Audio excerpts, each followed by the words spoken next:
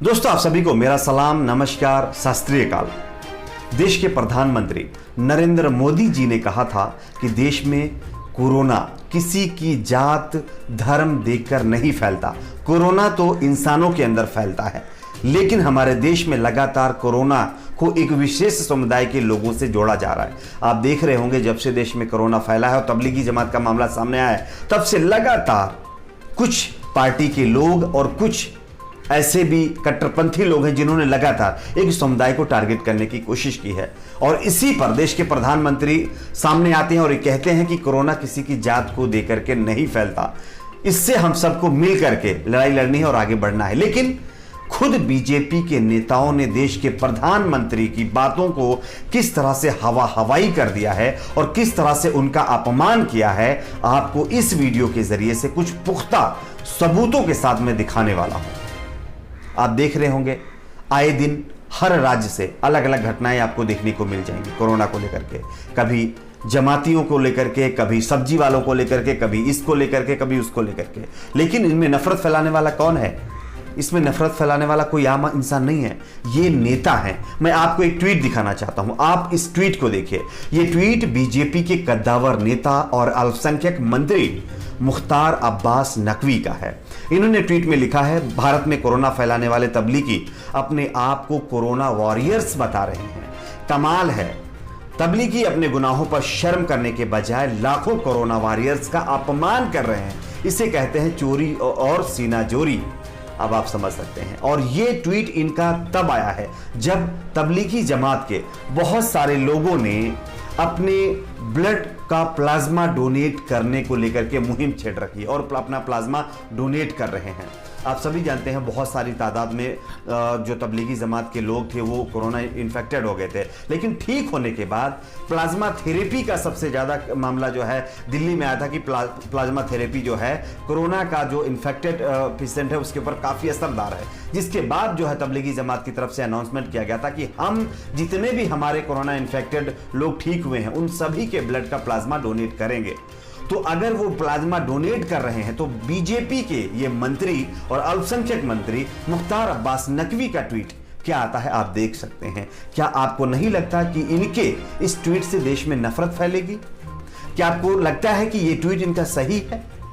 अरे, देश के प्रधानमंत्री जी कह रहे हैं कि हम सबको मिल करके आगे बढ़ना है, कोरोना से लड़ाई लड़नी है, उसको हराना है। लेकिन खुद बीजेपी के नेता किस तरह से प्रधानमंत्री नरेंद्र मोदी जी को अपमानित कर रहे हैं, आप देख सकते हैं। या तो वो अपमानित कर रहे हैं या तो फिर करनी और कथनी में ये दिखा रहे हैं कितना फर्क होता है।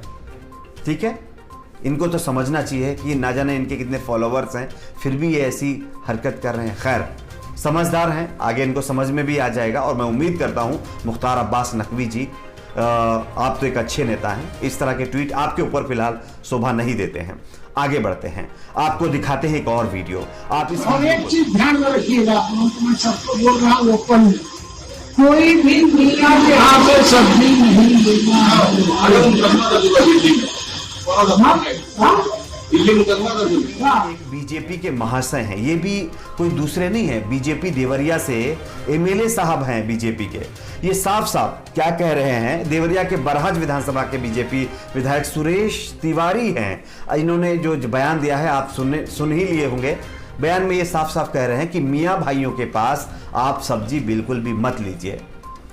इसके ऊपर जब बीजेपी ने संज्ञान लिया, बीजेपी के राष्ट्रीय अध्यक्ष जेपी नड्डा ने तत्काल जो है, जब ये वीडियो वायरल हो गया इनका, तो फोन किया उत्तर प्रदेश बीजेपी को, कहा कि इनके खिलाफ कार्रवाई होनी चाहिए। उसके बाद नेताजी आते हैं, बाकायदा अपना सफाई देते हैं, बताते हैं कि कुछ लोग सब्जी गंदी बेच रहे थे, गंदगी फैला रहे थे, जिसके चलते हमने ये बयान दिया है।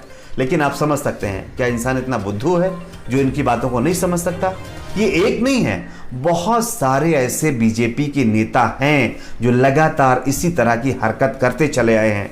और कुछ ऐसे ही ऑर्गेनाइजेशंस से जुड़े हुए लोग हैं जो इसी तरह से लोगों के बीच नफरत फैलाते हैं, गलत बयान देते हैं, जिससे आज आप लोगों ने देखा होगा हर दिन कहीं ना कहीं से घटनाएं आती रहती है। कभी सब्जी वाले को परेशान किया जाता है, कभी कोई काम की वजह से दूसरे मोहल्ले दूसरे सोसाइटी में जाता है तो उसको प्रताड़ित किया जाता है। तो ये सब इन लोगों के बयानों की वजह से हो रहा है। क्या इनके ऊपर प्रधानमंत्री नरेंद्र मोदी जी के द्वारा बताई गई बातों का कोई असर दिख रहा है?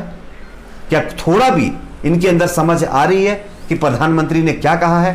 खैर, ये भी यही साबित कर रहे हैं कि कथनी और करनी में कितना बड़ा फर्क होता है।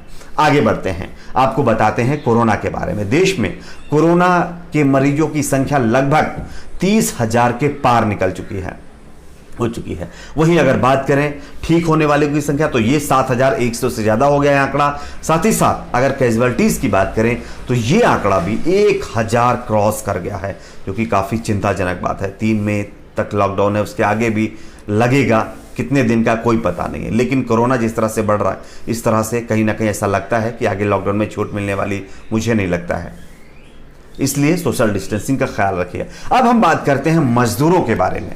मजदूर हमारे देश की रीढ़ की हड्डी है। अगर मजदूर काम ना करे तो बड़े बड़े राजा जो है वजीर बन जाएंगे, बड़े बड़े राजा जमीन पे आ जाएंगे, नेता कंगाल हो जाएंगे, क्योंकि इन मजदूरों की वजह से ही हमारे देश की इकोनॉमी भी बढ़ती है। साथ ही साथ इनकी काम की वजह से ही देश में हर एक चीज को आगे बढ़ाने में आसानी मिलती है। लेकिन इन मजदूरों को आज सुनने वाला कोई नहीं है। सरकारें आती हैं, टीवी डिबेट्स में बयान देती हैं और ये कहती हैं कि हम हर एक चीज को इंप्लीमेंट कर रहे हैं, खाना भी दे रहे हैं मजदूरों को, पानी भी दे रहे हैं, उनको हर सुविधा दे रहे हैं। लेकिन ग्राउंड रिपोर्ट ऐसी नहीं है, ग्राउंड रियलिटी ऐसी नहीं है। कुछ इसी तरह की घटना फिर एक बार सूरत में देखने को मिली है। सूरत में इससे पहले भी आप लोगों ने देखा होगा कि किस तरह से मजदूर भाई 2 बार सड़कों पर उतरे, लेकिन तीसरा टाइम है ये कि सूरत में फिर एक बार मजदूर भाई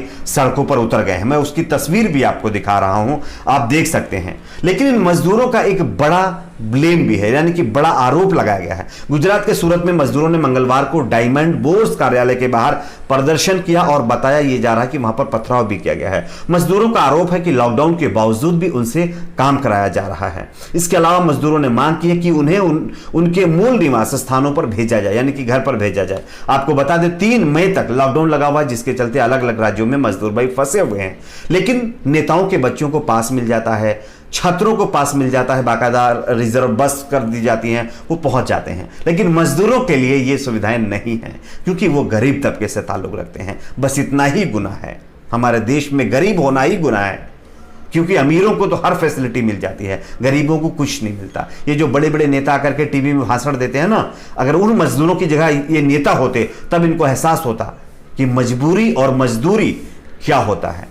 खैर, कुछ इसी तरह मजदूरों के आपको वीडियो दिखाना चाहता हूं, वॉच करिए इन वीडियोस को। बोलो जी मुंशी जी।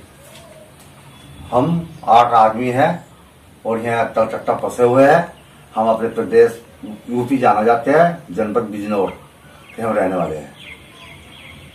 कंपनी में निकलने नहीं दे रही कहीं भी बाहर। मोदी जी से यही प्रार्थना है कि हमें भिजवाने की व्यवस्था करे। जय हिंद, जय भारत। नमस्ते योगी जी, हम उत्तर प्रदेश का निवासी हैं, कर्नाटका में फंसे हुए हैं। हम लोग को इधर कोई खाने पीने का व्यवस्था नहीं हो पा रहा है। पुलिस के पास हेल्प मांगने के लिए गया था, पुलिस वाला बोला इधर गवर्नमेंट से कोई भी हेल्प नहीं है, अब अपना राज्य गवर्नमेंट से बात कीजिए, उसके बाद में कुछ हेल्प हो सकता है।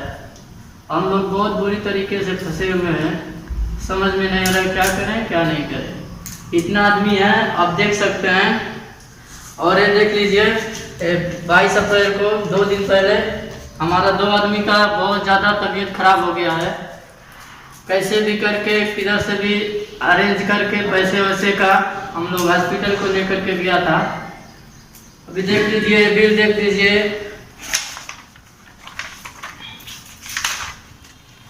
ये बिल देख लीजिए, 1100 का है, इधर 100 रुपया है। टोटल हम लोग को 2000 तक खर्च हो गया जाने को आने को। अब पहले से हम लोग के पास पैसा भी नहीं था, फिर किधर से भी अरेंज करके हम लोग गांव से मंगाया।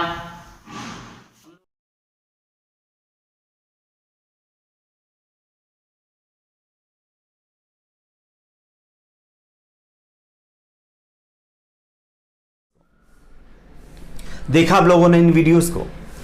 ये है हमारे देश के मजदूरों का हाल।